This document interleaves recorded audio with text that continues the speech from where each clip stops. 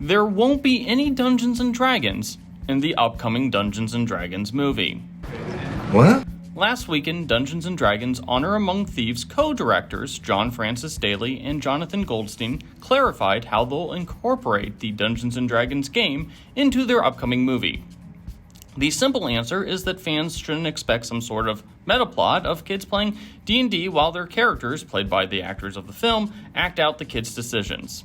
"This is not Jumanji," said Daly in an interview with IGN. "There is so much fun to be had in just the world of D&D that we didn't have to bring it into our world and show kids playing." Now, that doesn't mean that Dungeons & Dragons fans won't get an authentic D&D experience.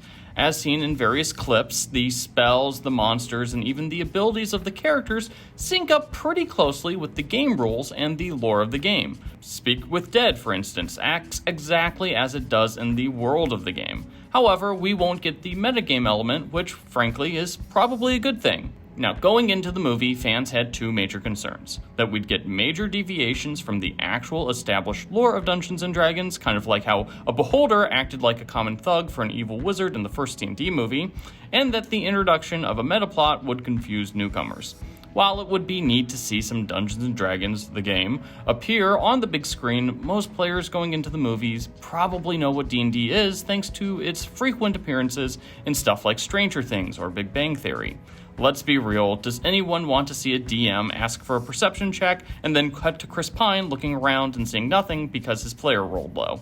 Now, of course, I say that and watch the comments get filled with people saying yes, they do want to see that. However, since the D&D movie seems to be focused on the Forgotten Realms, we are a little bit curious how Hasbro and Wizards of the Coast plan to support any fans wanting to know more about the world of the game. Will they remain content to just direct players to the handful of D&D movie novels, which are good by the way, and the new Drizzt books, or will we get some more Forgotten Realms books that support and reintroduce the lore for a new generation? There's been this tension between supporting and updating existing campaign settings with new lore and simply using those campaign settings as a backdrop within Wizards. And if this movie creates a bunch of new Forgotten Realms fans, I'm sure it will add a lot to the argument that we should be getting more Forgotten Realms novels and splat books and adventures and all that cool stuff. So, are you happy that we won't be getting a Jumanji plot in the D&D movie? Let us know in the comments, and don't forget to hit those like and subscribe buttons.